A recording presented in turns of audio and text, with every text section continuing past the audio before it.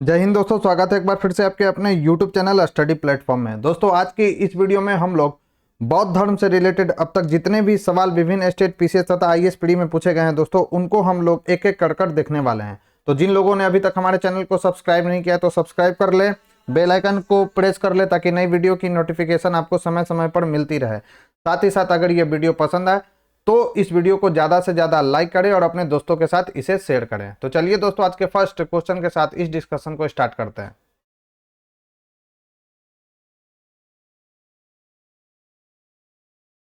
First हमारा question है दोस्तों, गौतम बुद्ध का जन्म कब हुआ था? तो ध्यान रखना है कि गौतम बुद्ध का जन्म कब हुआ था। तो 563 ईसा पूर्व में महात्मा बुद्ध का जन्म हुआ था। राइट आंसर हो जाएगा ऑप्शन ए।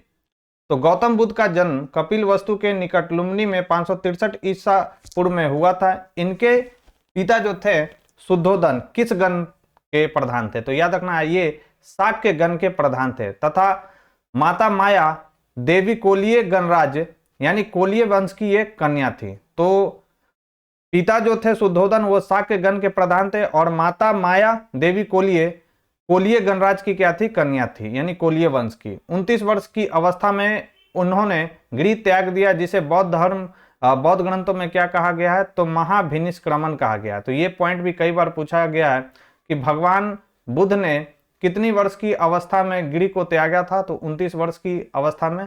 और बौद्ध ग्रंथों में इसे क्या कहा जाता है? तो महाभिनिष्क्रमण इसे कहा जाता है। नेक्स्ट है, बुद्ध के जीवन की किस घटना को महाभिनिष्क्रमण के रूप में जाना जाता है? तो उनका गृह त्याग। कब त्यागा था इन्होंने? तो 29 वर्ष की अवस्था में। नेक्स्ट है, गौतम बुद्ध की मां किस वंश से संबंधित है? तो गौतम बुद्ध की मां कोलीय वंश से संबंधित है और इनके जो पिता थे वह शाक्य गण के क्या थे? तो प्रधान थे। तो ये भी पॉइंट आपको ध्यान में रखना है। नेक्स्ट है, बुद्ध का जन्म हुआ था तो यह हुआ था लुम्बिनी में, कपिल वस्तु के लुम्बिनी में हुआ था। कब? तो 563 बीसी में, यानी ईसा पूर्व में। नेक्स्ट है, निम्न में से कौन सा नाम बुद्ध का दूसरा नाम है? तो याद रखना है इनमें से कोई नहीं इसका राइट आंसर होगा। बुद्ध का दूसरा नाम क्या था? तो सिद्धार्थ था, सभी लोग जानते होंगे। गौतम के बचपन का नाम सिद्धार्थ था। इन्हें शाक्य मुनि, तथागत आदि नामों से जाना जाता है। आदि गुरु शंकराचार्य को प्रच्छन्न बौद्ध या छिपा हुआ बुद्ध मार्गी कहा जाता है, याद रखेंगे।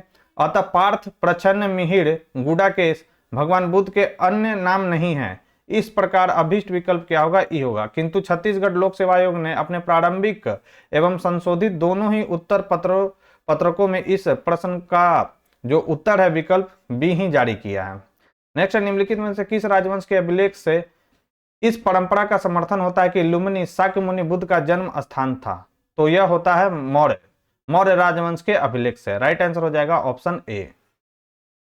तो मौर्य वंशीय शासक अशोक के रुम्मिन देई अभिलेख से सूचना मिलती है कि शाक्य मुनि बुद्ध का जन्म लुम्बिनी में हुआ था। इस अभिलेख के अनुसार अशोक राज्याभिषेक के 20वें वर्ष, यह भी सवाल पूछा गया है कि अशोक के राज्याभिषेक के कितने वर्ष बाद वह लुम्बिनी की यात्रा पर गए थे? तो 20वें वर्ष बाद यहाँ आया था और उसने उस स्थान की पूजा की थी जहां शाक्य मुनि बुद्ध का जन्म हुआ था। साथ ही इस अभिलेख में लुम्बिनी के बुद्ध का जन्म स्थल होने के कारण इसे कर छूट प्रदान करने की घोषणा का भी उल्लेख है। नेक्स्ट, निम्नलिखित में से कौन एक अशोक का अभिलेख इस परंपरा की पुष्टि करता है कि गौतम बुद्ध का जन्म लुम्बिनी में हुआ था? तो वो कौन सा है? तो रुम्मिनदेई स्तंभ अभिलेख। राइट आंसर हो जाएगा ऑप्शन डी। नेक्स्ट, निम्नलिखित में से किस राजा के एक अभिलेख से सूचना मिलती है कि शाक्य मुनि बुद्ध का जन्म लुम्बिनी में हुआ है? तो वह कौन था? तो वह था अशोक। राइट आंसर हो जाएगा option A. Next, Mahatma Buddha का महापरिनिर्वाण कहाँ हुआ था? तो महापरिनिर्वाण कहाँ हुआ था? तो यह हुआ था उत्तर प्रदेश के कुशीनगर में। राइट आंसर हो जाएगा ऑप्शन सी। तो बौद्ध धर्म का प्रचार करते हुए महात्मा बुद्ध मल्लों की राजधानी पावा पहुंचे, जहां वे चुंद नामक लुहार की आम्र वाटिका में ठहरे। उसने बुद्ध को शुकर माधव खाने को दिया। इससे उन्हें रक्त अतिसार हो गया और भयानक पीड़ा उत्पन्न हुई। इस वेदना के बाद भी वे कुशीनाड़ा, मल्ल गणराज की राजधानी थी कुशीनाड़ा, ये याद रखेंगे। यहीं 483 ईसा पूर्व में 80 वर्ष की अवस्था में उन्होंने शरीर त्याग दिया। बौद्ध ग्रंथों में इसे क्या कहा गया है? महापरिनिर्वाण कहा गया है। नेक्स्ट क्वेश्चन है, गौतम बुद्ध का महापरिनिर्वाण जिस राज्य में हुआ था वह कौन सा था? तो वह था मल्ल गणराज्य का। राइट आंसर हो जाएगा option C. Next, Mahatma Buddha का महापरिनिर्वाण किसके गणतंत्र में हुआ था? तो यह हुआ था मल्लों के। राइट आंसर हो जाएगा ऑप्शन ए। गौतम बुद्ध ने किस स्थान पर निर्वाण प्राप्ति की थी? तो किस स्थान पर निर्वाण प्राप्ति की थी? तो इसमें स्टार लगा हुआ है, देखते हैं। बौद्ध धर्म में सांसारिक दुखों से मुक्ति या दुख निरोध को ही क्या कहा गया? निर्वाण माना गया। बुद्ध को सांसारिक दुखों से मुक्ति यानी कि निर्वाण ज्ञान प्राप्ति के समय प्राप्त हुआ था, जो कि बौद्ध गया में प्राप्त हुआ था। तो याद रखना है, इसलिए यहां पर राइट आंसर क्या होगा? राइट आंसर इनमें से कोई नहीं होगा, क्योंकि बौद्ध धर्म में निर्वाण का अर्थ क्या होता है? ज्ञान की प्राप्ति, ज्ञान प्राप्ति होता है इसका अर्थ। और ज्ञान प्राप्ति इन्हें कहाँ हुआ था? तो यह हुआ था बौद्ध गया में। ठीक है, इसलिए इसमें इस क्वेश्चन में क्या लगा हुआ है? स्टार लगा हुआ है। नेक्स्ट है, महापरिनिर्वाण मंदिर अवस्थित है? तो यह अवस्थित है कुशीनगर में। तो महापरिनिर्वाण मंदिर उत्तर प्रदेश के कुशीनगर जिले में स्थित है। मंदिर में स्थापित भगवान बुद्ध की मूर्ति 1876 ईस्वी में उत्खनन के द्वारा प्राप्त की गई थी। महापरिनिर्वाण मंदिर विश्व में बौद्ध धर्म के सबसे पवित्र मंदिरों में से एक माना जाता है।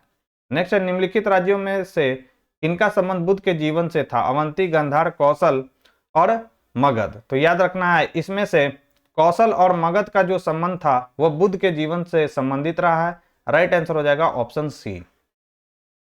और ये दो बार पूछा जा चुका है। आईएएस पीडी 2014 में भी यह सवाल आया हुआ है और आईएएस पीडी 2015 में भी यह सवाल पूछा गया है। तो विकल्प में दिए गए महाजनपदों में से कौशल एवं मगध महाजनपद का संबंध बुद्ध के जीवन से था।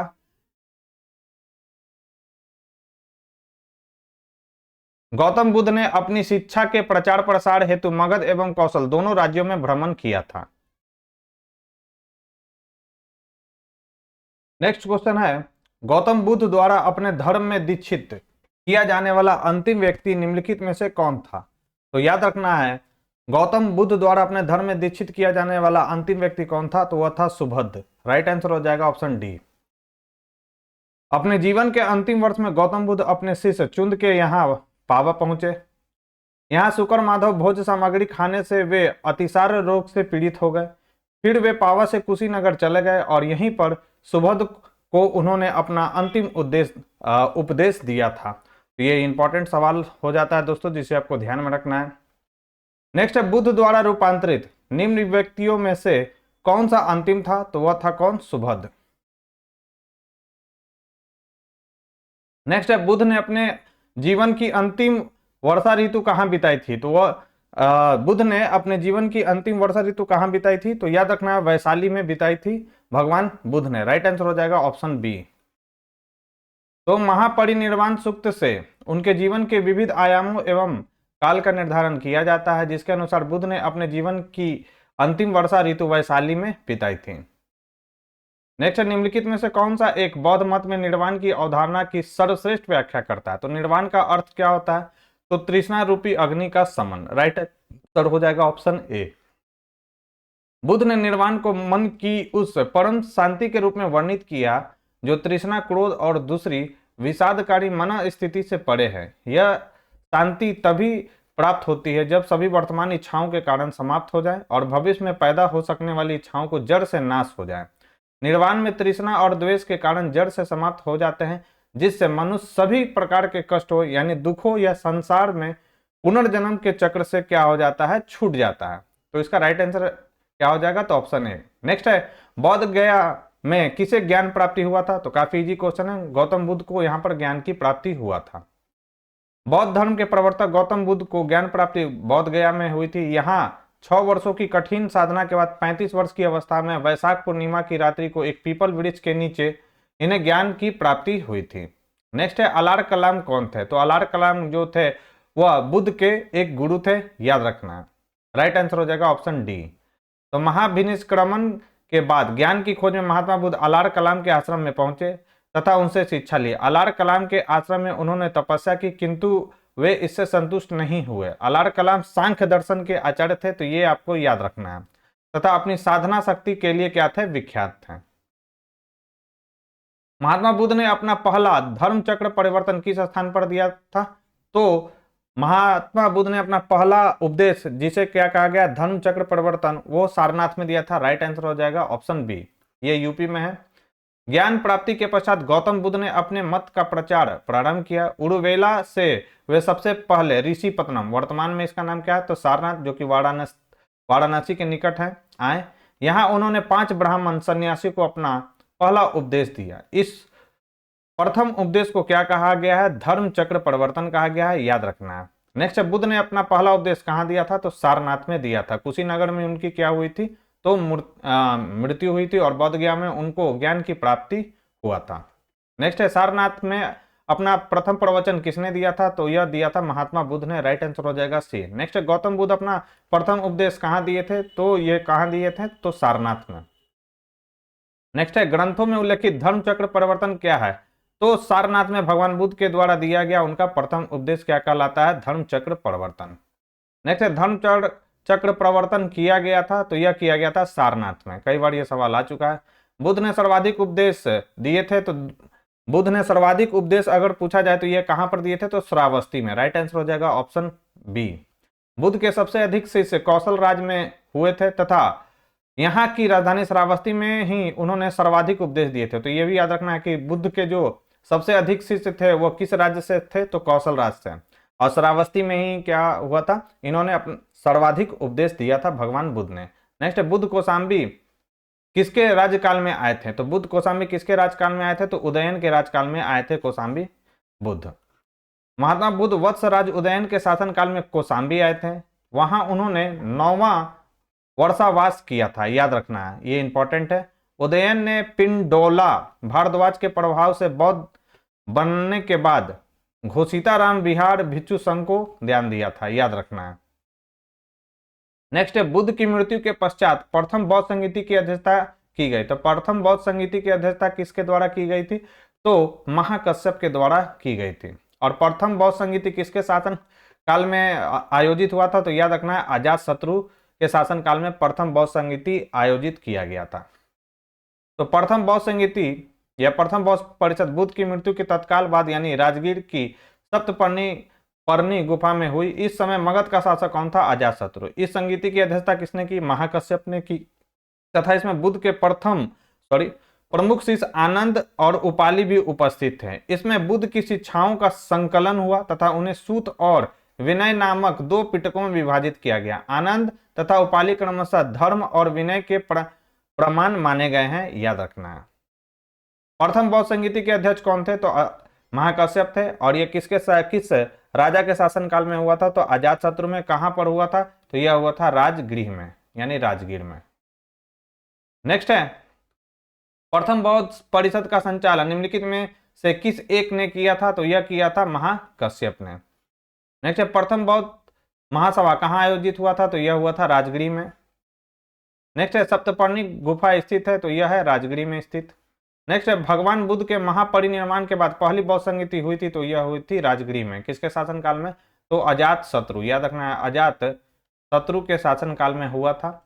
और इसके अध्यक्षता किसने की थी? तो महाकश्यप ने। नेक्स्ट है, कश्मीर में कनिष्क के शासनकाल में जो बौद्ध संगीति आयोजित हुई थी उसकी अध्यक्षता निम्नलिखित में से किसने की थी? तो यह की थी वसुमित्र ने। राइट आंसर हो गया क्या?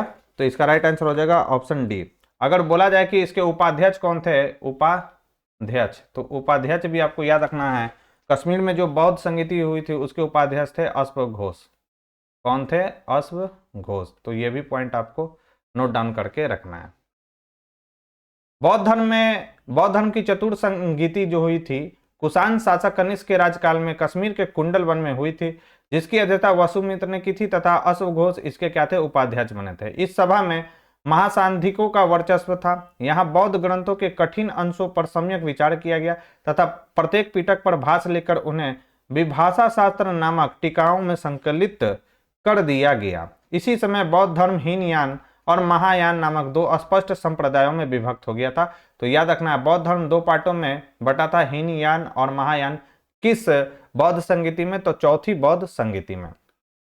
नेक्स्ट है, बौद्ध धर्म की महायान शाखा औपचारिक रूप से किसके शासन काल में प्रकट हुई थी? तो वह कनिष्क के शासनकाल में प्रकट हुई थी। कहां पर हुआ था? तो कश्मीर के कुंडलवन में। नेक्स्ट है, कनिष्क के शासनकाल में बौद्ध सभा किस नगर में आयोजित हुई थी? तो यह कश्मीर के कुंडलवन में आयोजित हुआ था और इसी बौद्ध सभा में बौद्ध धर्म जो है स्पष्ट रूप से हीनयान और महायान में विभाजित हो गया था। राइट आंसर हो जाएगा ऑप्शन सी। नेक्स्ट है, किस शासक के काल में चतुर्थ बौद्ध संगीति का आयोजन कश्मीर में हुआ था? तो कनिष्क के शासनकाल में। राइट आंसर हो जाएगा ऑप्शन सी। नेक्स्ट है, चतुर्थ बौद्ध संगीति हुई थी तो यह हुई थी कनिष्क के शासनकाल में कश्मीर के कुंडलवन में। अध्यक्ष कौन थे? तो अध्यक्ष इनके कौन थे? वसुमित्र थे। और उपाध्यक्ष कौन थे? तो अश्वघोष थे। तो ये भी पॉइंट आपको ध्यान रखना है। दोस्तों अगर ये वीडियो आपको पसंद आ रही हो, वीडियो का अगर कंटेंट अगर आपको पसंद आ रहा हो तो प्लीज इस वीडियो को ज़्यादा से ज़्यादा लाइक करें और अपने दोस्तों के साथ इसे शेयर करें। जो लोग हमारे चैनल से पहली बार जुड़े हैं तो चैनल को सब्सक्राइब कर ले, बेल आइकन को प्रेस कर ले ताकि नई वीडियो की इसी तरीके की नोटिफिकेशन आपको सबसे पहले मिल सके। बढ़ते हैं अपने नेक्स्ट क्वेश्चन की ओर। नेक्स्ट क्वेश्चन है हमारा, इनमें से किस शासक ने चतुर्थ बौद्ध संगीति कश्मीर में आयोजित की थी? राइट आंसर हो जाएगा ऑप्शन सी, कनिष्क। नेक्स्ट निम्नलिखित पर विचार कीजिए। बुद्ध में देवत्वारोपण, दूसरा है बोधिसत्व के पथ पर चलना, मूर्ति उपासना तथा अनुष्ठान। निम्नलिखित में से कौन सी विशेषता महायान बौद्ध से संबंधित है? तो ये जो सभी जो यहाँ स्टेटमेंट दिया गया यानी बुद्ध में देवत्वारोपण, बोधिसत्व के पथ पर चलना और मूर्ति उपासना तथा अनुष्ठान, ये सभी के सभी जो हैं बौद्ध धर्म की महायान शाखा से संबंधित है। राइट आंसर हो जाएगा ऑप्शन डी। और ये लेटेस्ट क्वेश्चन है, देख लीजिए, आईएएस 2019 में पूछा गया है। तो महायान बौद्ध मत बुद्ध की लोकोत्तर सत्ता तथा देवत्व में विश्वास करता है और बुद्ध के अनेक अवतारों एवं रूपों में विश्वास करता है। साथ ही यह बुद्धत्व के मार्ग पर चलने वाले को बोधिसत्व कहता है जो सभी मानवों की मुक्ति में सहायता करता है। बोधिसत्व के पथ पर चलना इस मत में अनुकरणीय कहा गया है। हिंदू धर्म के प्रभाव में बुद्ध में देवत्व के आरोपण के साथ ही अनुष्ठान और मूर्ति पूजा महायान की मुख्य पद्धति बन गई है। अतः तीनों कथन क्या है? बिल्कुल सही है। चलिए नेक्स्ट है, निम्नलिखित 4 स्थानों में हुई बौद्ध संगीति का सही अनुक्रम कौन सा है? तो सबसे पहले कहां पर हुआ? तो सबसे पहले हुआ था राजगिरी में। दूसरा कहां पर हुआ था? तो दूसरा हुआ था वैशाली में। तीसरा हुआ था पाटलिपुत्र में।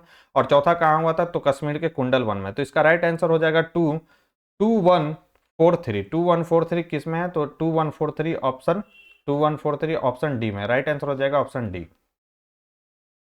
तो प्रथम बौद्ध संगीति बुद्ध की मृत्यु के तत्काल बाद मगध नरेश अजातशत्रु के कार्यकाल में राजगिरी स्थित सप्तपर्णी गुफा में संपन्न हुई। द्वितीय बौद्ध संगीति का आयोजन कालाशोक के शासनकाल में हुआ था, याद रखना है। बुद्ध की मृत्यु के 100 वर्ष बाद वैशाली में किया गया था। तृतीय बौद्ध संगीति मौर्य सम्राट अशोक के शासनकाल में पाटलिपुत्रा में हुई थी।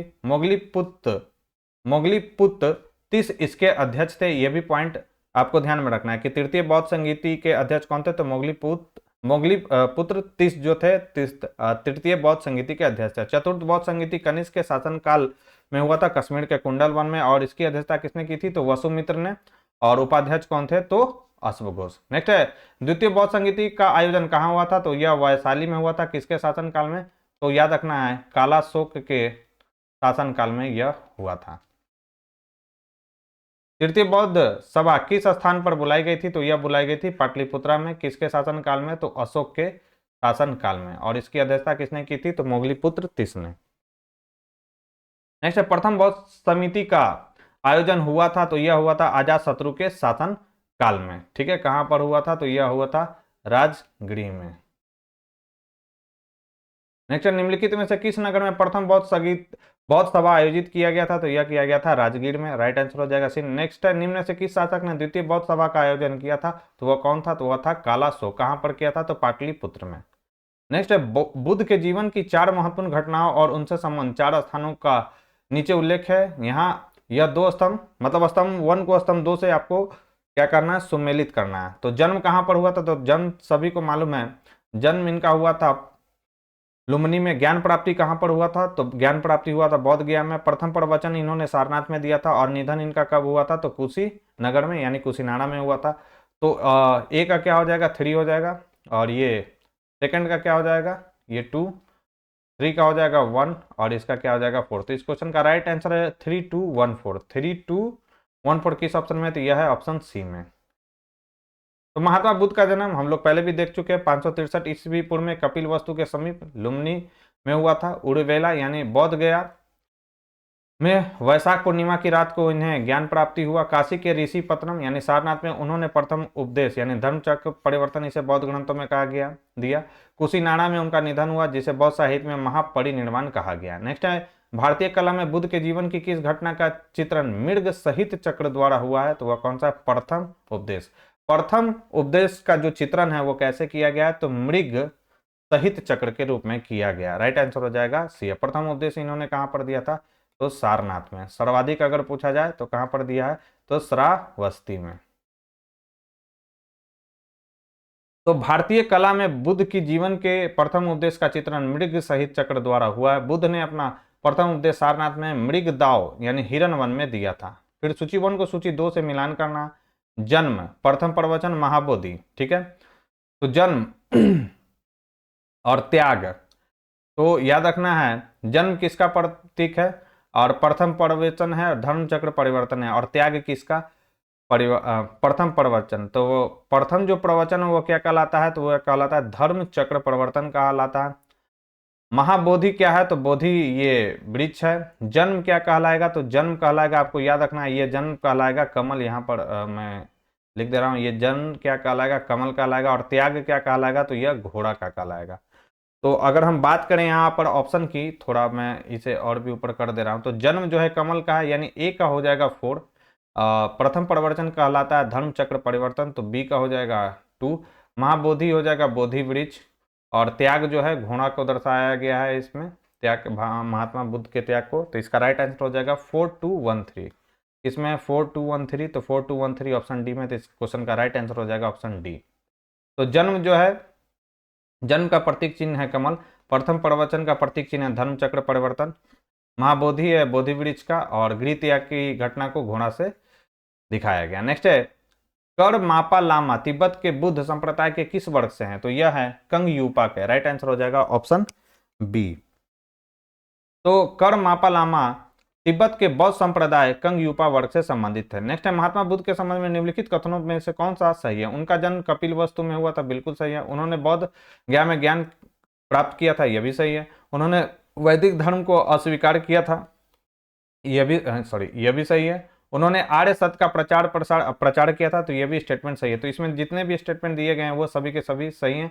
राइट आंसर हो जाएगा ऑप्शन डी, क्योंकि उपयुक्त सभी कथन सही हैं। जन्म कपिल वस्तु के लुम्नी में ज्ञान, बौद्ध ज्ञान में वैदिक धर्म की अस्वीकारता तथा 4 आर्य सत्य का प्रचार, सभी सही है। नेक्स्ट, बौद्ध गया में महाबोधि मंदिर बनाया गया जहां, तो बौद्ध गया में महाबोधि मंदिर बनाया गया जहां क्या हुआ था? तो याद रखना इसका राइट आंसर हो जाएगा गौतम बुद्ध को ज्ञान प्राप्त हुआ था। तो इसी जगह पर महात्मा बुद्ध को ज्ञान प्राप्ति हुआ था और उसी जगह पर क्या बनाया गया? महाबोधि मंदिर। बौद्ध गया में 6 वर्ष की साधना के पश्चात 35 वर्ष की आयु में महात्मा बुद्ध को वैशाख पूर्णिमा की रात को एक पीपल वृक्ष के नीचे ज्ञान प्राप्त हुआ था। नेक्स्ट है, बौद्ध गया में बोधि वृक्ष अपने वंश की किस पीढ़ी का है? सबसे इंपॉर्टेंट सवाल है दोस्तों, अच्छे से हाईलाइट कर लेंगे। तो ये 5वीं पीढ़ी का है। राइट आंसर हो जाएगा ऑप्शन सी। महाबोधि मंदिर में स्थित वर्तमान बोधि वृक्ष वही नहीं है जिसके नीचे बैठकर महात्मा बुद्ध ने ज्ञान प्राप्त किया था। वेनसांग के अनुसार उस मूल वृक्ष को 7वीं शताब्दी में सम्राट शशांक ने नष्ट करा दिया था। वर्तमान वृक्ष जिसे हम देख रहे हैं वह 5वीं पीढ़ी का वृक्ष है, जिसे अलेक्जेंडर कनिंघम, यह भी सवाल आया हुआ, अलेक्जेंडर कनिंघम ने लगवाया था। यह वृक्ष पूरी तरह संरक्षित है और केवल इससे गिरी हुई पत्तियों को ही छूने एवं उठाने का अधिकार है। नेक्स्ट, निम्नलिखित में से कौन सा बौद्ध पवित्र स्थल निरंजना नदी पर स्थित है? तो वह कौन सा है? बौद्ध गया। तो पवित्र बौद्ध स्थल बौद्ध गया जहां गौतम बुद्ध को सर्वप्रथम ज्ञान प्राप्ति हुआ था, निरंजना नदी पर अवस्थित है। आधुनिक फाल्गु यानी फल्गु नदी के भी नाम से भी इसे जाना जाता है। कोहिम पूर्व में निरंजना के नाम से जाना जाता था। यह नदी जो है 2 छोटी धाराओं, कौन कौन सा? निरंजना एवं मोहना के मिलने के बाद बनती है। तो यह भी सवाल आया हुआ है कि निरंजना और मोहना के मिलने से कौन सी नदी बनती है? तो वह है फल्गु नदी। या किनकी उपधारा है? तो याद रखना है फल्गु नदी की। बुद्ध के उपदेश किससे संबंधित है? तो यह संबंधित है आचरण की शुद्धता एवं पवित्रता से। राइट आंसर हो जाएगा ऑप्शन डी। महात्मा बुद्ध के उपदेश आचरण की पवित्रता एवं शुद्धता से संबंधित है। बुद्ध के उपदेशों में आत्मा संबंधी विवाद नहीं है। धार्मिक कर्मकांड की बुद्ध ने आलोचना की है, तो यह भी पॉइंट ध्यान में रखना है। नेक्स्ट है, निम्नलिखित में से कौन बुद्ध के जीवन काल में ही संघ प्रमुख होना चाहता था? तो वह कौन था? तो वह था देवदत्त। राइट आंसर हो जाएगा ऑप्शन ए। तो देवदत्त बुद्ध का चचेरा भाई था, वह पहले उनका अनुगत बना और फिर उनका विरोधी बन गया। वह बौद्ध संघ से बुद्ध को हटाकर स्वयं संघ का प्रधान बनना चाहता था, किंतु उसे इसमें सफलता नहीं मिली। वस्तुतः देवदत्त उसी दिन से संघ का प्रधान बनने की सोचने लगा था जब वह पहले पहले भिक्षु बना था। गौतम बुद्ध ने अपनी मृत्यु के उपरांत बौद्ध संघ के नेतृत्व के लिए निम्न में से किसे नामित किया था? तो इनमें से कोई नहीं। राइट आंसर हो जाएगा ऑप्शन डी। कुशीनाड़ा में मल्लों के सालवन में विश्राम के दौरान अपनी मृत्यु से पूर्व बुद्ध ने भिक्षुओं को निकट बुलाकर धर्म उपदेश दिया। किसे? आनंद। शायद तुम ऐसा सोचो कि हमारे शास्ता चले गए, अब हमारा शास्ता नहीं है। आनंद, ऐसा मत समझना। मैंने जो धर्म और विनय किए हैं मेरे बाद वे ही तुम्हारे शास्ता होंगे। इस प्रकार स्पष्ट है कि बुद्ध ने अपनी मृत्यु के उपरांत बौद्ध संघ के नेतृत्व के लिए किसी को नामित नहीं किया था, बल्कि अपने उपदेशों यानी धर्म एवं विनय को ही मार्गदर्शक बताया था। नेक्स्ट है अष्टांग मार्ग की संकल्पना का अंग है, तो यह अंग है धर्म चक्र परिवर्तन सूत्र की विषय वस्तु का। इंपॉर्टेंट सवाल है दोस्तों, इसको हाईलाइट अच्छे से करना है। अष्टांग मार्ग की संकल्पना का अंग क्या है? तो धर्म चक्र परिवर्तन सूत्र की विषय वस्तु का।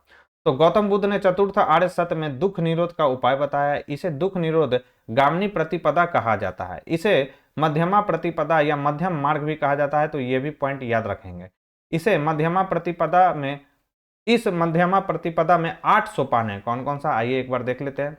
इसलिए इसे अष्टांगिक मार्ग भी कहते हैं। ये 8 सोपान कौन कौन से हैं? तो सम्यक दृष्टि, सम्यक संकल्प, सम्यक वाक, सम्यक कर्मांत, सम्यक आजीव, सम्यक व्यायाम, सम्यक स्मृति, सम्यक समाधि। अष्टांगिक मार्ग धर्म चक्र परिवर्तन सूत्र की विषय वस्तु का क्या है? अंग है। नेक्स्ट है गौतम बुद्ध के बारे में निम्न में से कौन सा कथन सही है? वे कर्म में विश्वास करते थे। सही है। आत्मा का शरीर में परिवर्तन मानते थे। निर्वाण प्राप्ति में विश्वास करते थे। ईश्वर की सत्ता में वो क्या करते थे? विश्वास नहीं करते थे। राइट आंसर क्या हो जाएगा? तो इसमें स्टार लगा हुआ, आइए एक बार डिस्कस कर लेते हैं। तो महात्मा बुद्ध कर्म के सिद्धांत में विश्वास करते थे। वे आत्मा में विश्वास न करते हुए भी पुनर्जन्म में विश्वास करते थे। तो याद रखना है, महात्मा बुद्ध आत्मा में विश्वास नहीं करते थे लेकिन पुनर्जन्म में विश्वास करते थे। बुद्ध के अनुसार चेतना यानी कर्म फल का पुनर्जन्म होता है। वे निर्वाण प्राप्ति में भी विश्वास करते थे, किंतु ईश्वर की सत्ता में वे विश्वास नहीं करते थे। इसलिए कथन 1 और 3 सही है, जो किसी भी विकल्प में नहीं है। तो याद रखना है, मैंने जो यहाँ पर लगाया था क्या 1 और 3 ही लगाया था, ये दोनों नहीं लगाया था मैंने। ठीक है, तो 1 3 होना चाहिए, जो कि किसी भी ऑप्शन में नहीं है, इसलिए इस क्वेश्चन में क्या लगा हुआ है? स्टार लगा हुआ है। नेक्स्ट है बौद्ध संघ में भिक्षु के रूप में स्त्रियों के प्रवेश की अनुमति बुद्ध द्वारा दी गई थी। तो यह दिया गया था कहां पर? तो वैशाली में। राइट आंसर हो जाएगा ऑप्शन बी। ये भी इंपॉर्टेंट सवाल है दोस्तों। अपने प्रिय शिष्य आनंद के कहने पर बुद्ध ने वैशाली में स्त्रियों को बौद्ध संघ में भिक्षुनी के रूप में प्रवेश की अनुमति प्रदान की थी। बौद्ध संघ में सर्वप्रथम शामिल होने वाली स्त्री कौन थी? तो महाप्रजापति गौतमी थी। याद रखना है, यह भी अच्छा पॉइंट है, मतलब VPI पॉइंट है। त्रिपिटक क्या है? तो त्रिपिटक क्या है? बुद्ध के उपदेशों का संग्रह जो है वह त्रिपिटक कहलाता है। कौन कौन सा है? विनय पिटक, सूत पिटक और अभिधम पिटक। तो त्रिपिटक बौद्ध ग्रंथों में सर्वाधिक महत्वपूर्ण। बुद्ध की मृत्यु के बाद उनकी शिक्षाओं को संकलित कर 3 भागों में बांटा गया, इन्हीं को त्रिपिटक कहते हैं। यह है विनय पिटक। तो विनय पिटक में मोस्ट VPI ये सब याद रखना है। विनय पिटक में क्या है? तो विनय पिटक में संघ संबंधी नियम तथा आचार की शिक्षा। याद रखना है, आपसे पूछेगा कि किस पिटक में संघ संबंधी नियम तथा आचार की शिक्षाओं का वर्णन है, तो वह कौन सा है? विनय पिटक। फिर पूछेगा धार्मिक सिद्धांत किसमें दिया गया, किस पिटक में? तो याद रखना है, वह है सूत पिटक। फिर पूछेगा अभिधम्म पिटक। अभिधम्म पिटक क्या है? तो दार्शनिक सिद्धांत। बौद्ध धर्म का दर्शन किसे कहा जाता है? तो वह कहा जाता है अभिधम्म पिटक को। या कह सकता है कि दार्शनिक सिद्धांत किस पिटक में है? तो वह है क्या? अभिधम्म पिटक में। नेक्स्ट है त्रिपिटक ग्रंथ किस धर्म से संबंधित है? तो यह है बौद्ध धर्म से संबंधित। नेक्स्ट है त्रिपिटक किसकी धार्मिक पुस्तक है? तो त्रिपिटक जो है किसकी धार्मिक पुस्तक है? तो वह बौद्ध धर्म से है। त्रिपिटक निम्नलिखित में से किससे संबंधित है? बौद्धों से संबंधित है। राइट आंसर हो जाएगा बी। नेक्स्ट है निम्नलिखित में से किस बौद्ध ग्रंथ में संघ जीवन के नियम, अभी मैंने आपको बताया था संघ जीवन के नियम प्राप्त होते हैं, तो वह कौन सा है? तो वह है विनय पिटक। अभिधम्म पिटक क्या है? तो इसमें बौद्ध दर्शन देखने को मिलता है। नेक्स्ट है यमक बुद्ध पिटक से संबंधित है। तो याद रखना है, यमक बुद्ध पिटक से संबंधित है, तो वह है अभिधम्म। अभिधम्म पिटक में दार्शनिक सिद्धांतों का संग्रह मिलता है। यह प्रश्नोत्तर के रूप में है। अभिधम्म के अंतर्गत 7 ग्रंथ सम्मिलित है। कौन सा? तो धम्म, तंगिनी, विभंग, धातु कथा, पुग्गल पंचती, कथा वत्सु, यमक तथा पट्ठान। याद रखना है। नेक्स्ट, निम्न में से किस बौद्ध साहित्य में महात्मा बुद्ध ने नैतिक एवं सिद्धांत संबंधी प्रवचन संकलित है? तो नैतिक एवं सिद्धांत संबंधी प्रवचन किसमें संकलित है? तो यह है सूत पिटक में।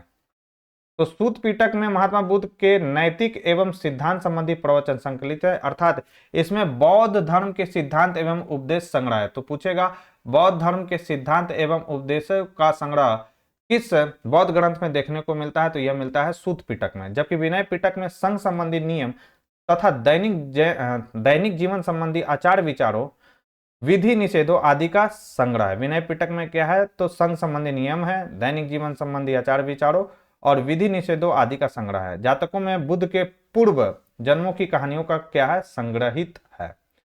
बौद्ध धर्म में त्रिरत्न का क्या अर्थ है? तो बुद्ध धम्म संघ। राइट आंसर हो जाएगा ऑप्शन बी। तो बुद्ध धम्म संघ बौद्ध धर्म के त्रिरत्न है। बुद्ध की मृत्यु के बाद उनकी शिक्षाओं को संकलित कर 3 भागों में बांटा गया, इन्हीं को त्रिपिटक कहा जाता है। ये कौन है? विनय पिटक, सूत पिटक और अभिधम्म पिटक। नेक्स्ट है, प्राचीन भारत के बौद्ध मठों में पवड़म नामक समारोह आयोजित किया जाता था, जो क्या था? तो पवड़म नामक क्या था? पवड़म नामक समारोह आयोजित किया जाता था, वो क्या था? तो याद रखना, वह था वर्षा ऋतु के दौरान मठों में प्रवास के समय भिक्षुओं द्वारा किए गए अपराधों की स्वीकार उक्ति का अवसर होता था। क्या? तो पवड़म नामक समारोह। तो इंपॉर्टेंट सवाल है दोस्तों, याद रखेंगे इसको, और ये लगता है आईएएस प्री में पूछा गया है। तो चांसेज है कि विभिन्न स्टेट पीसीएस में जो एग्जाम होते हैं उसमें आने की पॉसिबिलिटीज काफी ज्यादा है। वर्षा ऋतु के समय 4 महीने बौद्ध भिक्षु बौद्ध महाविहारों में निवास करते थे। इस समय धर्म प्रचार का कार्य स्थगित रहता था। वर्षा ऋतु की समाप्ति पर जब पुनः धर्म प्रचार कार्य प्रारंभ होता था तो बौद्ध भिक्षु पवड़न नामक समारोह आयोजित करते थे, जिसमें पीछे किए गए कार्यों पर विचार करते हुए आगे की कार्य योजना बनाई जाती थी। इसके अतिरिक्त भिक्षु इस समारोह में अपने द्वारा किए गए अपराधों को क्या करते थे? तो स्वीकार करते थे। नेक्स्ट है, अशोकाराम विहार निम्नलिखित में से किस स्थान पर स्थित है? तो यह है पाटलिपुत्र में। राइट आंसर हो जाएगा ऑप्शन बी। तो प्रसिद्ध बौद्ध ग्रंथ महावंश के अनुसार, याद रखना है, मौर्य शासक अशोक ने पाटलिपुत्र में अशोकाराम विहार को निर्मित करवाया था। तो यह भी सवाल आ सकता है कि अशोकाराम विहार को किसने निर्मित कराया था? अशोकाराम नामक विहार को तो सम्राट अशोक ने। और ये इसकी जानकारी हमें कहां से मिलती है? तो बौद्ध ग्रंथ महावंश से मिलती है। इस विहार का निर्माण इंद्रगुप्त नामक थेर भिक्षु के निरीक्षण में हुआ था। तो ये भी पॉइंट ध्यान में रखना है। तीसरी बौद्ध संगीति भी अशोक के समय में ही हुई थी, जो ऑलरेडी हम लोग डिस्कस कर चुके हैं। नेक्स्ट है, विश्व का सबसे ऊंचा कहा जाने वाला विश्व शांति स्तूप बिहार में स्थित है। तो बिहार में कहां पर स्थित है? सभी को मालूम है, इसका राइट आंसर हो जाएगा राजगीर में यह स्थित है। तो बिहार में राजगीर की पहाड़ियों, जो कि कितना है? तो 400 मीटर की ऊंचाई पर स्थित शांति स्तूप विश्व का सबसे ऊंचा कहा जाने वाला विश्व शांति स्तूप है। नेक्स्ट है, बुद्ध की 80 फुट बड़ी प्रतिमा जो बोध गया में निर्मित की गई थी, तो यह निर्मित की गई थी जापानियों द्वारा। राइट आंसर हो जाएगा ऑप्शन ए। तो बुद्ध की 80 फुट ऊंची बोध गया में स्थित प्रतिमा लाल ग्रेनाइट एवं बलुई पत्थर से निर्मित है, जिसके निर्माण में 7 वर्ष का समय लगा। यह प्रतिमा जापान के दाई जोकियो संप्रदाय के सहयोग द्वारा निर्मित की गई थी। याद रखना, सर्वप्रथम स्तूप शब्द कहां मिलता है? तो यह मिलता है ऋग्वेद में। इंपॉर्टेंट सवाल है दोस्तों कि सर्वप्रथम स्तूप शब्द का उल्लेख किस ग्रंथ में किया गया? तो वह है ऋग्वेद, सबसे प्राचीन वेद है। सर्वप्रथम स्तूप शब्द का वर्णन ऋग्वेद में प्राप्त होता है। इसके अतिरिक्त अथर्ववेद, वाजस्नेयी संहिता, तैत्तिरीय ब्राह्मण संहिता, पंचविंश ब्राह्मण आदि ग्रंथों से स्तूप के संबंध में जानकारी मिलती है। स्तूप का शाब्दिक अर्थ है किसी वस्तु का ढेर। नेक्स्ट है, वह स्तूप स्थल जिसका संबंध भगवान बुद्ध के जीवन की किसी घटना से नहीं रहा है, वह कौन सा है? तो वह है सांची का स्तूप। सांची का स्तूप भगवान बुद्ध के जीवन की किसी घटना से नहीं रहा है, इसलिए इसका करेक्ट आंसर हो जाएगा बी। सारनाथ में उन्होंने अपना प्रथम उपदेश दिया था। बौद्ध गया में क्या हुआ था? तो महात्मा बुद्ध को ज्ञान की प्राप्ति हुई थी। कुशीनाड़ा में उनका क्या हुआ था? कुशीनाड़ा में उनका महापरिनिर्वाण हुआ था। तो बौद्ध गया का स्तूप स्थल बुद्ध की ज्ञान प्राप्ति से सारनाथ, धर्म चक्र परिवर्तन से कुशीनाड़ा या कुशीनगर या कुशीनाड़ा बुद्ध की मृत्यु से संबंधित है, जबकि सांची बुद्ध के जीवन की किसी घटना से संबंधित नहीं है। नेक्स्ट, निम्नलिखित स्तूपों का सही तैथिक्रम यानी कालानुक्रम क्या है? सबसे पहले कौन माना? सबसे इसमें स्टार लगा हुआ है। आइए डिस्कस करते हैं। काफी अच्छा क्वेश्चन है ये, कभी भी ये सवाल घूम फिर कर आ सकता है। तो भरहुत एवं सांची के स्तूप की स्थापना मौर्य शासक अशोक के शासनकाल में हुआ था, याद रखना है। ये दोनों एक ही समय में बना हुआ है, किसके शासनकाल में, तो अशोक के शासनकाल में। धमेख स्तूप की संरचना का निर्माण मूलतः अशोक के शासनकाल में हुआ, जिसे गुप्त यानी 500 ईस्वी में प्रतिस्थापित कर वर्तमान स्तूप बना। अमरावती स्तूप का निर्माण सातवाहन के समय में हुआ था। भरहुत, सांची एवं धमेख स्तूप के निर्माण क्रम निर्धारित करना संभव नहीं है, इसलिए इस क्वेश्चन में स्टार लगा हुआ है, क्योंकि आप देखें कि भरूच और सांची एक ही काल में बना हुआ है और ये कालानुक्रम पूछा गया, इसलिए इस क्वेश्चन में स्टार लगा हुआ है। नेक्स्ट है अनात्मवाद सिद्धांत है, तो अनात्मवाद सिद्धांत बौद्ध दर्शन से संबंधित है, याद रखेंगे दोस्तों। तो बौद्ध दर्शन में अनात्मवाद का सिद्धांत गौतम बुद्ध के प्रतीत्य समुक्त पाद के सिद्धांत से ही सिद्ध है। इसे नैरात्मवाद भी कहा जाता है। कुछ विचारों के मतानुसार अनात्मवाद का सिद्धांत केवल आत्मा पर लागू होता है। वस्तुतः इससे आत्मा और भौतिक जगत दोनों की ही व्याख्या होती है। जब गौतम बुद्ध सर्व अनात्मकम कहते हैं तो इसका अर्थ है कि किसी नित्य चेतन या जड़ तत्व का अस्तित्व में नहीं है। न तो आत्मा नामक नित्य द्रव का अस्तित्व है और न भौतिक पदार्थ नामक जड़ द्रव्य का। द्रव्यता, एकता, तादात्म्य एवं नित्यता आदि कल्पना मात्र है। नेक्स्ट है संसार अस्थिर और क्षणिक है का निम्न में से किससे संबंधित है, तो यह बौद्ध धर्म से संबंधित है। बौद्ध दर्शन में क्षणिकवाद को स्वीकार किया गया है, याद रखना है। बुद्ध ने स्वयं अनित्यवाद के सिद्धांत का प्रतिपादन किया था। क्षणिकवाद अनित्यतावाद का तार्किक विकास है जो बौद्धोत्तर दर्शन में अस्तित्व में आया। क्षणिकवाद के अनुसार विश्व की प्रत्येक वस्तु का अस्तित्व क्षण मात्र के लिए ही रहता है। जिस प्रकार नदी की एक बूंद एक क्षण के लिए सामने आती है तथा दूसरे क्षण वह विलीन हो जाती है, उसी प्रकार जगत की समस्त वस्तुएं क्षण मात्र के लिए ही अपना अस्तित्व कायम रखती हैं। नेक्स्ट, निम्नलिखित में से किसे एशिया का ज्योतिपुंज के तौर पर जाना जाता है? न जाने ये सवाल कितना बार आ चुका होगा। राइट आंसर हो जाएगा ऑप्शन ए। गौतम बुद्ध को एशिया के ज्योतिपुंज लाइट ऑफ एशिया कहा जाता है, ज्योतिपुंज के तौर पर जाना जाता है। गौतम बुद्ध के जीवन पर एडविन अर्नोल्ड ने द लाइट ऑफ एशिया नामक काव्य पुस्तक की रचना किया। नेक्स्ट, निम्नांकित में से किसे एशिया का ज्योतिपुंज नाम से जाना जाता है? कौन थे? भगवान बुद्ध।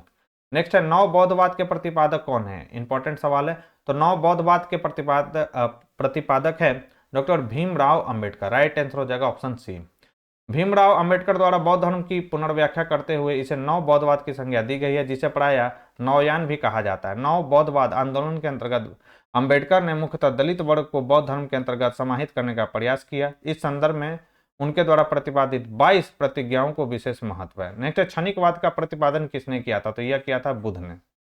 तो क्षणिकवाद का सिद्धांत बौद्ध दर्शन से संबंधित है। क्षणिकवाद अनित्यतावाद का तार्किक विकास है जो बौद्धोत्तर दर्शन में अस्तित्व में आया। बुद्ध के अनुसार संसार में कुछ भी अस्थायी या नित्य नहीं है, यहाँ तक कि आत्मा की भी नित्य सत्ता नहीं है। यह उल्लेखनीय है कि गौतम बुद्ध ने स्वयं अस्थायित्व एवं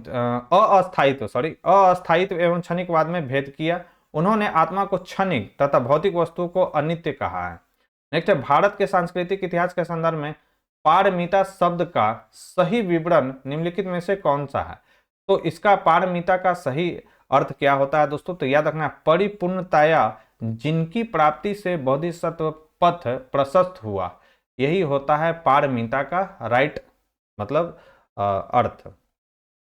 पारमिता का अर्थ क्या होता है? परिपूर्णताया जिनकी प्राप्ति से बोधिसत्व पथ प्रशस्त हुआ, उसे यही कहा जाता है पारमिता। तो बौद्ध धर्म में बोधिसत्वों को बुद्धत्व प्राप्त करने के लिए पारमिता नामक विशिष्ट साधना का वर्णन किया गया है। पारमिता ही एकमात्र ऐसा साधन है जिसके द्वारा बुद्ध की मान्य पदवी यानी बुद्धत्व की प्राप्ति की जा सकती है। बोधिचर्यावतार में आचार्य शांतिदेव कहते हैं क्या कि जो साधक बुद्धत्व की प्राप्ति के लिए यत्नवान है, अर्थात जो बोधिसत्व है, उसे षष्ठ पारमिताओं यानी दान पारमिता, शील पारमिता, शांति पारमिता, वीर्य पारमिता, ध्यान पारमिता तथा प्रज्ञा पारमिता को ग्रहण करना चाहिए। इस षष्ठ पारमिताओं में प्रज्ञा पारमिता का प्रधान है, याद रखना है। सर एडविन अर्नोल्ड की पुस्तक द लाइट ऑफ एशिया आधारित है, तो यह आधारित है ललित विस्तार पर। राइट आंसर हो जाएगा ऑप्शन बी। तो सर एडविन अर्नोल्ड की पुस्तक लाइट ऑफ एशिया ललित विस्तार के विषय वस्तु पर आधारित है। इस पुस्तक का प्रकाशन कब हुआ था? तो 1879 ईस्वी में लंदन में किया गया था। नेक्स्ट है, बौद्ध धर्म के महायान और हीनयान संप्रदायों में सर्वाधिक मौलिक अंतर निम्नलिखित में से कौन सा है? तो याद रखना, देवी देवताओं की पूजा। हीनयान में क्या था? भगवान बुद्ध की मूर्ति को बनाकर पूजा नहीं जाता था, जबकि महायान में क्या हुआ था दोस्तों? तो याद रखना है, इसमें भगवान बुद्ध की मूर्ति को बनाकर उन्हें पूजा जाने लगा। राइट आंसर हो जाएगा ऑप्शन सी। बौद्ध धर्म के हीनयान और महायान संप्रदायों में सर्वाधिक मौलिक अंतर देवी देवताओं की पूजा था। हीनयान में बुद्ध को एक महापुरुष माना जाता था, जबकि महायान में उन्हें देवता माना गया तथा उनकी पूजा की जाने लगी। इसी के साथ ही अनेक बोधिसत्वों की भी पूजा की जाने लगी। नेक्स्ट है, गौतम बुद्ध को एक देवता का स्थान किस राजा के युग में प्राप्त हुआ?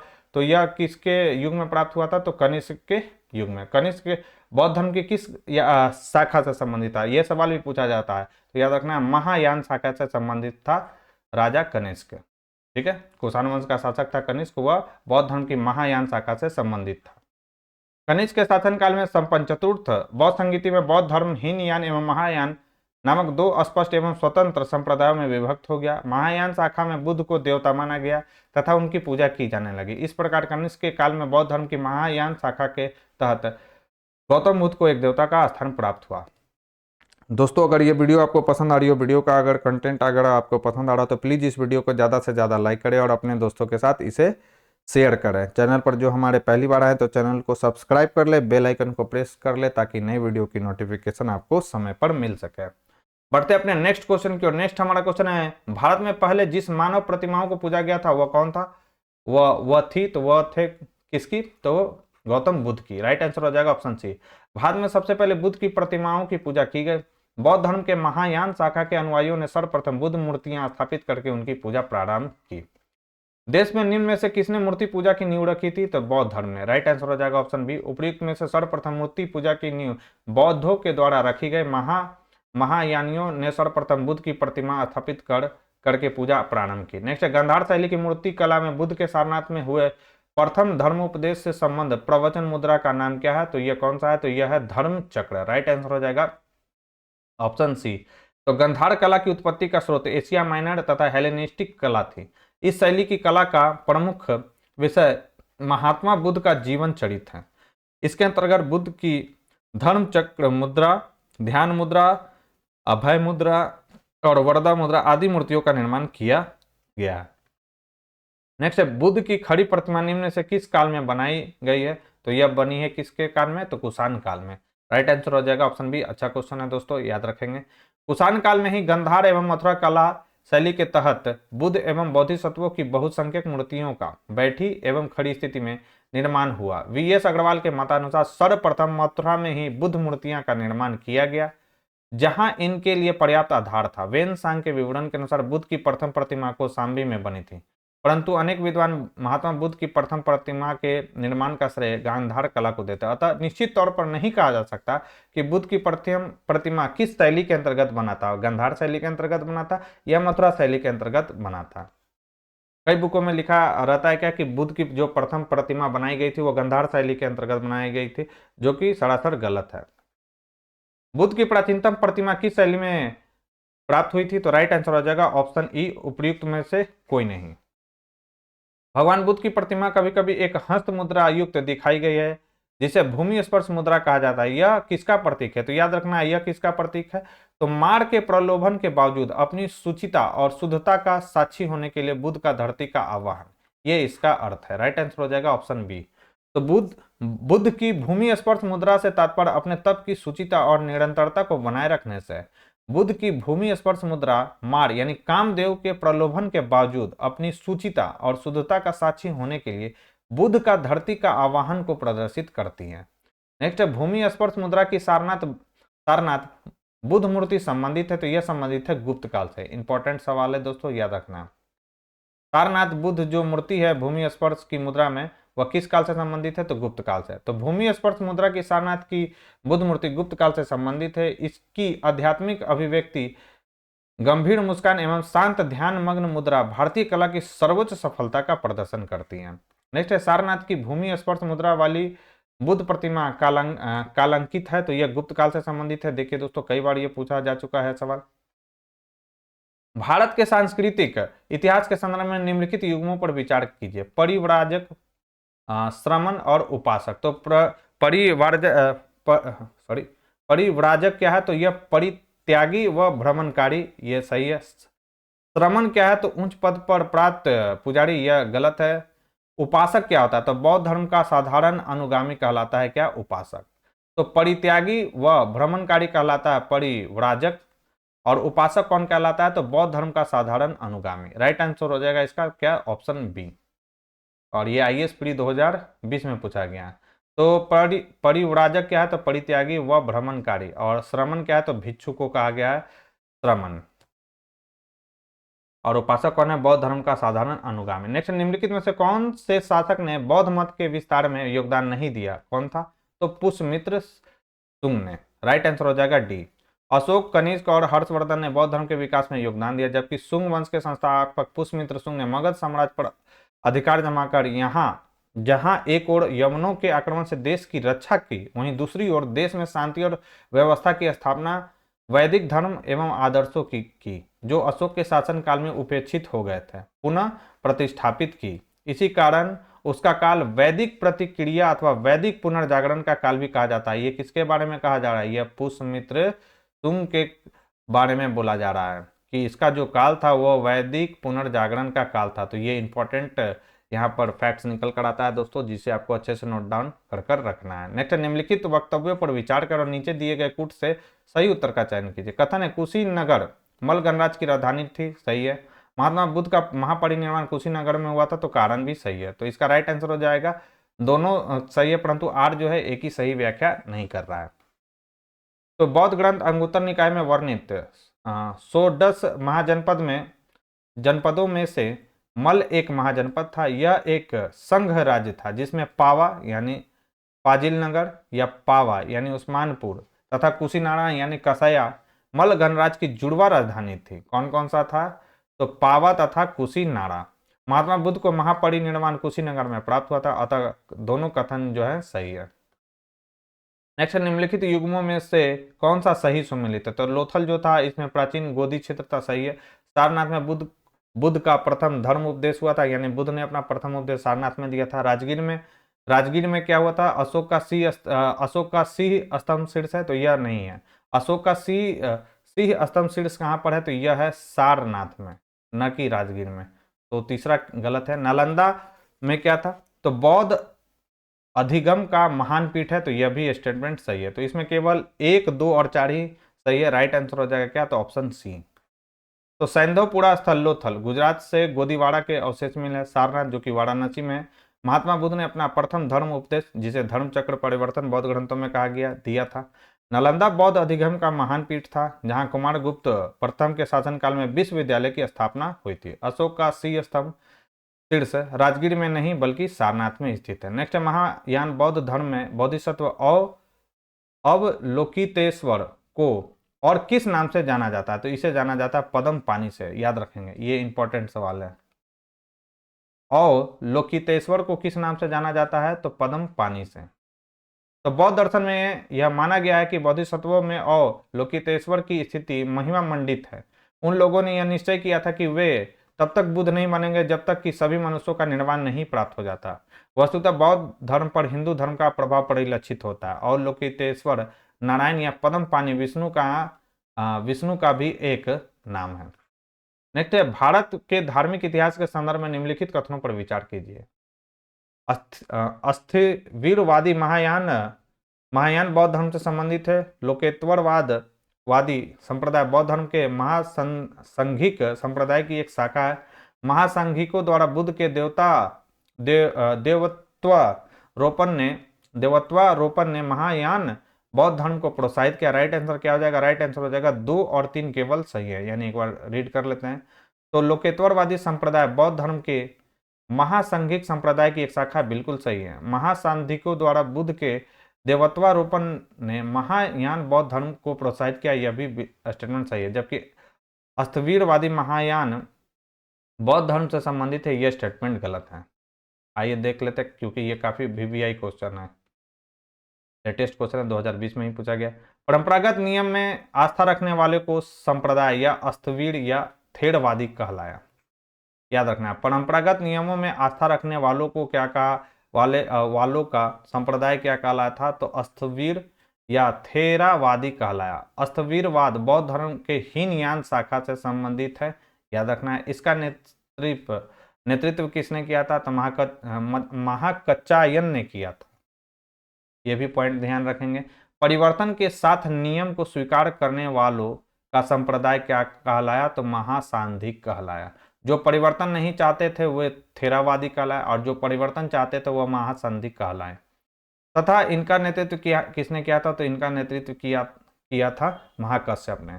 लोकेत्वरवादी संप्रदाय बौद्ध धर्म के महासांधिक संप्रदाय की एक शाखा है। यह भी स्टेटमेंट सही है। बौद्ध धर्म में लोकेत्वरवाद निकाय 18 निकायों में से क्या है, एक है। काफी यहाँ पर इंपॉर्टेंट फैक्ट्स है दोस्तों, जिसे आपको ध्यान में रखना है। सभी को अच्छे से कॉपी में नोट डाउन कर लेना है। नेक्स्ट है, भारतीय इतिहास के संदर्भ में निम्नलिखित में से कौन भावी बुद्ध है जो संसार की रक्षा हेतु अवतरित होंगे, तो कौन है, तो मैत्रेय। राइट आंसर हो जाएगा ऑप्शन सी।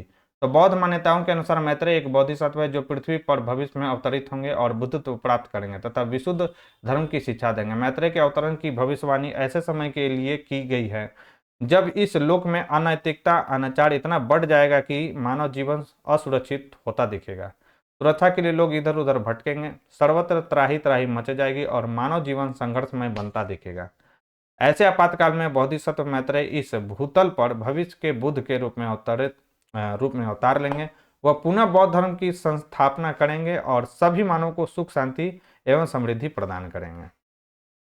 भारत के धार्मिक इतिहास के स्थानों में निम्नलिखित कथनों पर विचार कीजिए। बोधिसत्व बौद्ध मत के हीनयान संप्रदाय की केंद्रीय संकल्पना है, तो हीनयान का नहीं है बल्कि किसका है, तो यह महायान संप्रदाय की केंद्रीय संकल्पना है। तो एक तो गलत हो गया। बोधिसत्व अपने प्रबोध के मार्ग पर बढ़ता हुआ करुणामय है, सही है ये।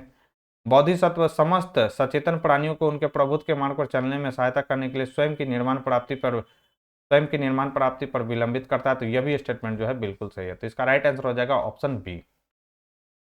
तो बोधिसत्व जो है बौद्ध मत के महायान संप्रदाय का आदर्श एवं केंद्रीय संकल्पना है।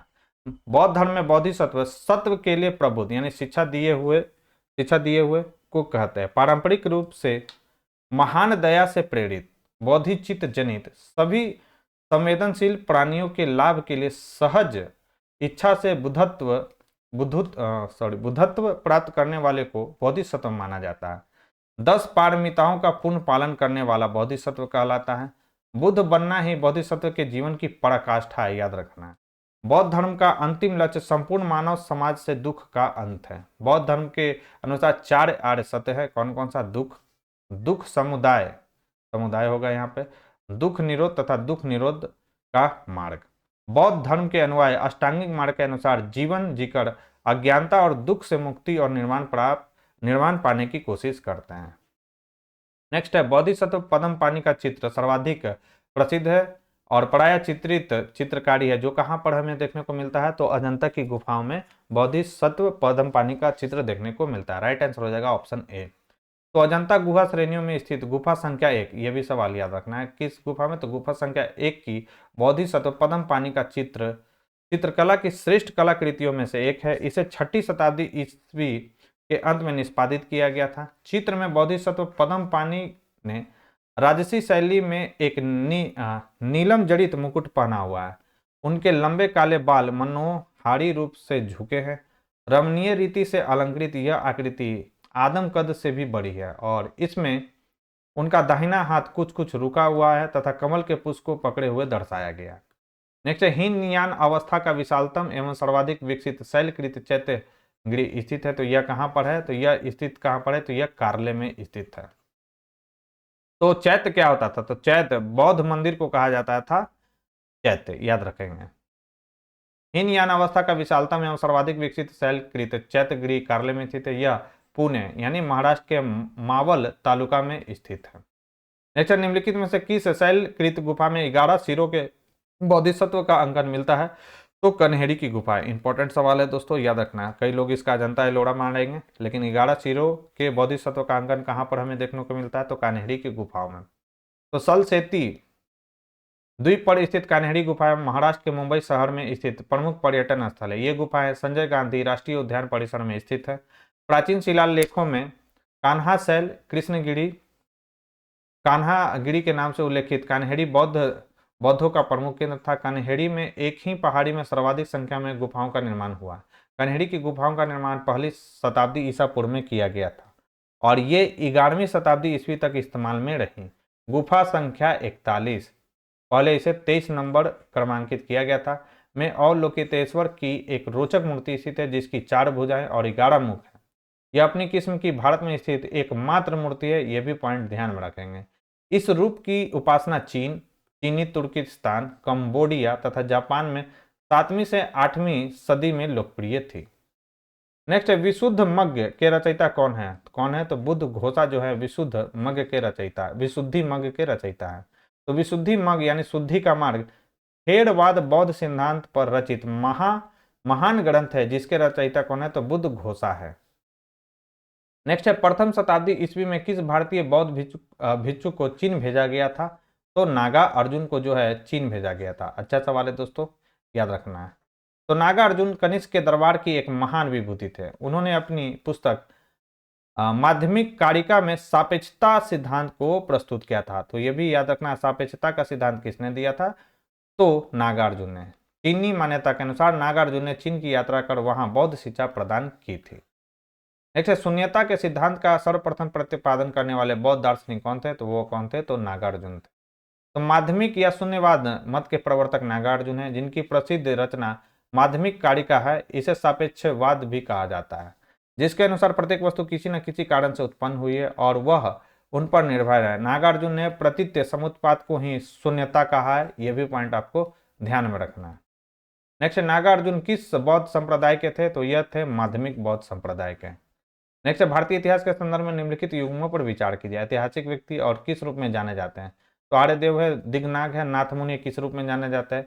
राइट आंसर हो जाएगा केवल 2 युग्म सही है। निम्नलिखित में से कितने युग्म सही सम्मिलित है तो केवल यहाँ पर राइट आंसर हो जाएगा केवल 2 युग्म। आइए देखते हैं कौन कौन सा 2022 में यानी लेटेस्ट सवाल है। आर्यदेव जो है बौद्ध दार्शनिक थे जो बौद्ध दार्शनिक नागार्जुन के शिष्य थे। तो एक तो गलत हो गया, ठीक है। तो यहाँ पर डिस्कसिंग कर लेते हैं। आर्यदेव बौद्ध दार्शनिक थे जो बौद्ध दार्शनिक नागार्जुन के शिष्य थे। दिगनाग बौद्ध विचारक थे, यानी उल्टा दिया हुआ, इसका ये होता और उसका ये होता, ठीक है, याद रखेंगे। उन्होंने प्रमाण समुच्चय नामक ग्रंथ की रचना की थी। नाथमुनि वैष्णव विद्वान थे, इन्हें श्री वैष्णव संप्रदाय का पहला आचार्य भी माना जाता है। किन्हें? नाथमुनि को। तो याद रखेंगे दोस्तों, काफी इंपॉर्टेंट सवाल है, लेटेस्ट सवाल है, तो आपको विभिन्न स्टेट पीसीएस में ऐसे सवाल देखने को मिल सकते हैं, ठीक है। तो केवल सॉरी यहाँ पर मैंने कुछ गलत बता दिया है, केवल 2 युग में सही है। तो दिगनाग जो है वो बौद्ध धर्म से है, यह सही है, सॉरी, ये जो है बौद्ध धर्म से संबंधित है, सही है। नाथ मुनि भी जो है वैष्णव विद्वान है, यह सही है। आर्यदेव जो है यह भी बौद्ध धर्म से संबंधित है, न कि जैन धर्म से, केवल ये गलत था। राइट आंसर हो जाएगा ऑप्शन सी। बौद्ध शिक्षा का केंद्र है तो बौद्ध शिक्षा का केंद्र विक्रमशिला, ठीक है। विक्रमशिला विश्वविद्यालय की स्थापना किसने करवाया था तो याद रखना है धर्मपाल ने। और उदनपुरी महाविहार की स्थापना किसने कराया था तो यह कराया था किसने तो यह गोपाल ने। तो यह भी पॉइंट याद रखना है। तो प्राचीन काल में बौद्ध शिक्षा के 3 प्रमुख केंद्र थे, नालंदा, वल्लभी और विक्रमशिला। नालंदा बिहार के आधुनिक पटना के दक्षिण में लगभग 40 मील की दूरी पर आधुनिक बड़गांव नामक ग्राम के समीप स्थित है। यह महायान बौद्ध धर्म की शिक्षा का प्रमुख केंद्र था। यह जो है महायान बौद्ध धर्म की शिक्षा का प्रमुख केंद्र था। वल्लभी गुजरात के काठियावाड़ क्षेत्र में आधुनिक वल नामक स्थान पर स्थित पश्चिम भारत में शिक्षा एवं संस्कृति का प्रमुख केंद्र था। यह हीनयान बौद्ध धर्म की शिक्षा का प्रमुख केंद्र था। तो याद रखना ये सारे के सारे इंपॉर्टेंट है। वल्लभी जो था हीनयान बौद्ध धर्म की शिक्षा से संबंधित था और नालंदा जो बिहार है वो किससे संबंधित था तो बौद्ध धर्म की महायान शाखा की शिक्षा से संबंधित था। विक्रमशिला बिहार के आधुनिक भागलपुर से 24 मील पूर्व की ओर पत्थर घाट नामक पहाड़ी पर स्थित था। विक्रमशिला के महाविहार की स्थापना पाल नरेश धर्मपाल ने की थी। कब? याद रखना है, इनका पीरियड दिया गया 770 से 810 ईस्वी। उसने यहाँ मंदिर तथा मठ भी बनवाया। वाराणसी हिंदू संस्कृति एवं धार्मिक शिक्षा का प्रमुख केंद्र था। गिरनार गुजरात के जूनागढ़ जिले में स्थित है। बुद्ध के समय उज्जैन अवंती राज्य की राजधानी थी, तो यह भी पॉइंट ध्यान में रखना है। नेक्स्ट, वल्लभी विश्वविद्यालय स्थित है, तो यह गुजरात में है, याद रखेंगे। नालंदा विश्वविद्यालय के स्थापना का युग था, तो इसकी स्थापना किसके समय में हुआ था, किस काल में हुआ था, तो गुप्त काल में हुआ था। और किसने इसे स्थापित किया था, तो कुमारगुप्त प्रथम ने। तो नालंदा एक विख्यात बौद्ध पीठ एवं विश्वविद्यालय था। यह बिहार में राजगीर के निकट स्थित था। 5वीं शताब्दी के मध्य गुप्त के समय में नालंदा महाविहार यानी विश्वविद्यालय अस्तित्व में आया। सर्वप्रथम कुमारगुप्त ने नालंदा बौद्ध विहार को दान दिया और बाद में बुद्ध गुप्त, तथागत गुप्त तथा बालीदित्य नामक गुप्त शासकों ने भी इस विहार को दान दिया था। नालंदा विश्वविद्यालय के संस्थापक कौन थे, कुमारगुप्त प्रथम। वेनसांग के अनुसार नालंदा महाविहार का संस्थापक सकरादित्य था, जिसने बौद्ध धर्म के त्रिरत्नों के प्रति महती श्रद्धा के कारण इसकी स्थापना करवाई थी। सकरादित्य की पहचान कुमारगुप्त से की जाती है, तो यह याद रखना है। सकरादित्य इतिहास में किसे सकरादित्य कहा गया है, तो कुमारगुप्त प्रथम को, जिसकी प्रसिद्ध उपाधि क्या थी, तो महेंद्रादित्य।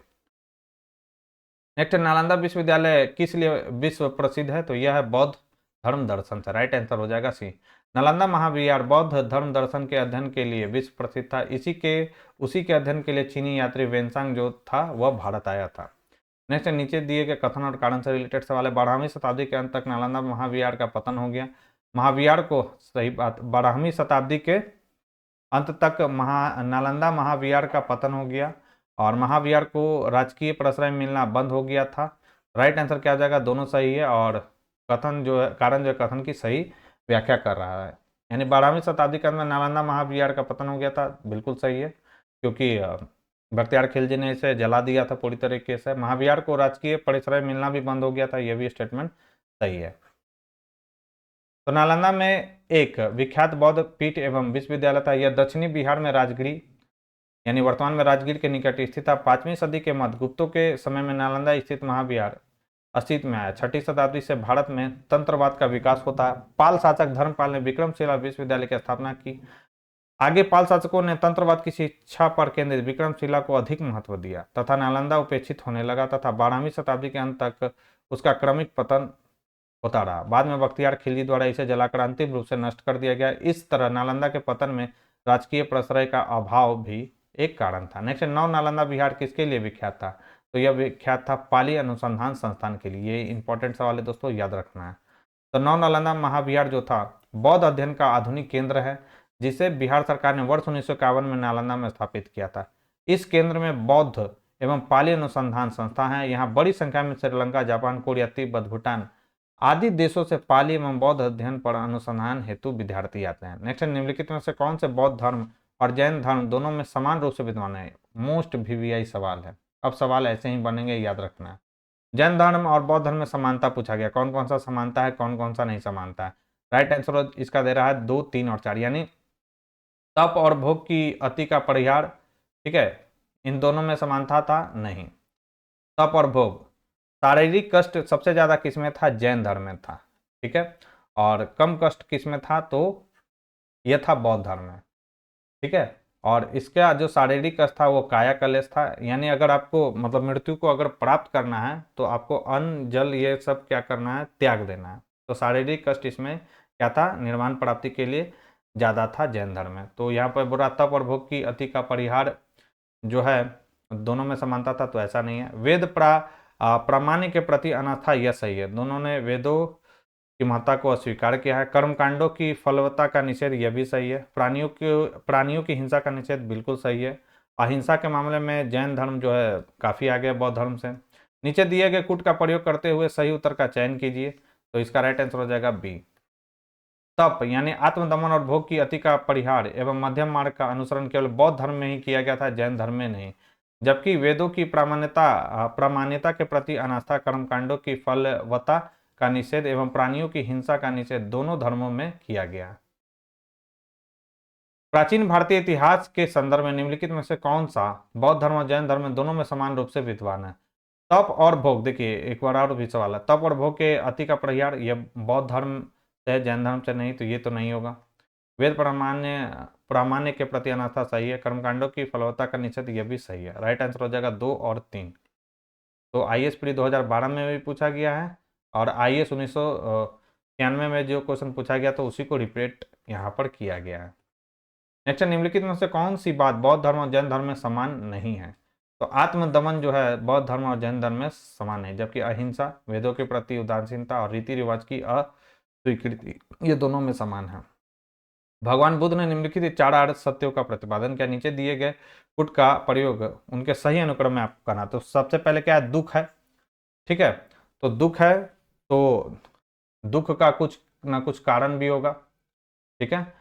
दुख का अगर कारण है तो दुख के लिए कोई ना कोई उपाय भी होगा, और उस उपाय, वह उपाय कौन सा है? तो दुख निरोध का मार्ग है। तो राइट आंसर क्या हो जाएगा? A D B C. Right answer हो जाएगा ए डी बी सी। किस ऑप्शन में? तो यह है ऑप्शन ए में।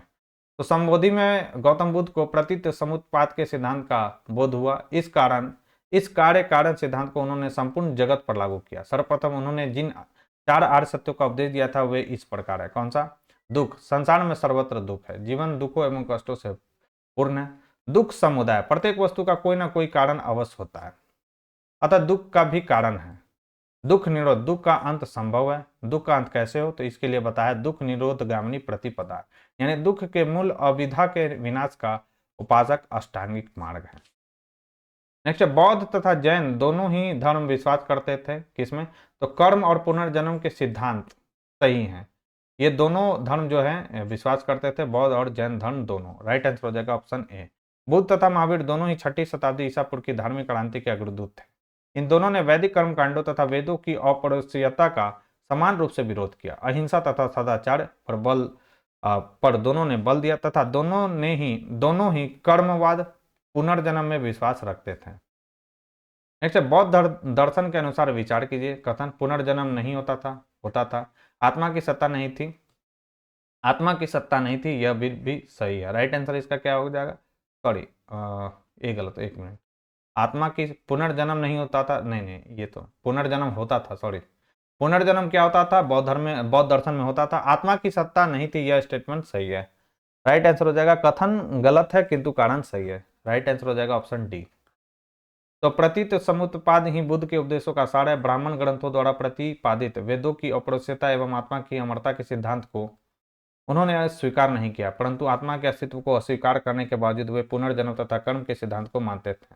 उनके अनुसार जीवन विभिन्न अवस्थाओं की संतति है जो एक दूसरे पर निर्भर करती है। किसी अवस्था की उत्पत्ति उसकी पूर्ववर्ती अवस्था से होती है। स्पष्ट की कथन एक गलत है किंतु कारण सही है। नेक्स्ट, बौद्ध धर्म के विषय में कौन सा कथन सही है? उसने वर्ण एवं जाति को अस्वीकार किया था इन्होंने, ये तो गलत हो गया। उसने ब्राह्मण वर्ग की सर्वोच्च सामाजिक कोटि को चुनौती दी, यह सही है। उसने कुछ एक इसमें पूछ रहा है, एक मिनट, बौद्ध धर्म के विषय में कौन सा? उसने वर्ण एवं जाति को अस्वीकार नहीं किया, तो यह स्टेटमेंट सही है। उसने वर्ण एवं जाति को अस्वीकार नहीं किया था बौद्ध धर्म में। उसने ब्राह्मण वर्ग की सर्वोच्च सामाजिक कोटि को चुनौती दी, यह भी सही है। उसने कुछ एक शिल्पी को निम्न माना, तो यह भी सही है। राइट आंसर हो जाएगा, सही उत्तर का चयन, तो राइट आंसर हो जाएगा सी। बौद्ध धर्म में वर्ण व्यवस्था को स्वीकार तो किया, लेकिन उसने ब्राह्मण वर्ण की सर्वोच्च सामाजिक स्थिति को स्वीकार नहीं किया। बौद्ध धर्म में कुछ शिल्पी को निम्न माना गया है।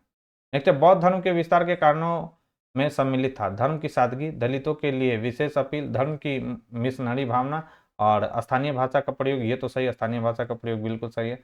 दार्शनिक द्वारा वैदिक भावना की सुदृढ़ता, तो राइट आंसर क्या हो जाएगा? राइट आंसर हो जाएगा 1, 2, 3, 4, यानी इसमें केवल ये तो नहीं था, दार्शनिक द्वारा वैदिक भावना की सुदृढ़ता ये नहीं होगा। बाकी धर्म की सादगी, दलितों के लिए विशेष अपील और धर्म की मिशनरी भावना, और चौथा कौन सा है? स्थानीय भाषा का प्रयोग। यह चारों स्टेटमेंट बिल्कुल सही हैं। तो बौद्ध धर्म की सादगी, दलितों के लिए विशेष अपील, मिशनरी भावना तथा स्थानीय भाषा का प्रयोग बौद्ध धर्म के विस्तार के प्रमुख कारणों में सम्मिलित है, जबकि दार्शनिकों द्वारा वैदिक भावना की सुदृढ़ता इसमें शामिल नहीं थी। नेक्स्ट, आरंभिक मध्ययुगीन समय में बौद्ध धर्म का पतन किस कारण से शुरू हुआ? तो उस समय तक बुद्ध विष्णु के अवतार समझे जाने लगे और वैष्णव धर्म का हिस्सा बन गए। दूसरा स्टेटमेंट है कि अंतिम गुप्त राजा के समय तक आक्रमण करने वाले मध्य एशिया की जनजातियों में हिंदू धर्म को अपनाया और बौद्धों को सताया। गुप्त वंश के राजाओं ने बौद्ध धर्म का पुरजोर विरोध किया। राइट आंसर क्या हो जाएगा? ऑप्शन है, केवल एक ही स्टेटमेंट सही है, यानी उस समय तक बुद्ध विष्णु के अवतार समझे जाने लगे और वैष्णव धर्म का हिस्सा बन गए। बाकी ये दोनों स्टेटमेंट जो दिया गया है गलत है। तो आरंभिक मध्ययुगीन समय में भारत में बौद्ध धर्म का पतन इसलिए हुआ कि उस समय बुद्ध विष्णु के अवतार समझे जाने लगे और वैष्णव धर्म का हिस्सा बन गए। भारत के धार्मिक इतिहास के संदर्भ में निम्नलिखित कथनों पर विचार कीजिए। स्वतांत्रिक और समितीय जैन संप्रदाय के जैन मत के संप्रदाय थे। और क्या है, सर्वास्तिवादियों की मान्यता थी कि दृग विषय यानी फिनोमिना के अव्यपूर्णता क्षणिक नहीं है, ठीक है, अपितु अव्यक्त रूप से सदैव विद्यमान रहते हैं। कौन सा कथन सही है? राइट आंसर हो जाएगा इसका क्या? राइट आंसर हो जाएगा ऑप्शन बी, यानी केवल स्टेटमेंट 2 ही गलत है, जबकि यह स्टेटमेंट गलत है। यह जैन मत से नहीं है बल्कि किस मत से है? तो यह बौद्ध मत से संबंधित है, ठीक है। तो सर्वास्तिवादियों की मान्यता थी कि दृग यानी फिनोमिना के अव्यपूर्णता क्षणिक नहीं है, अपितु अव्यक्त रूप से सदैव विद्यमान रहते हैं।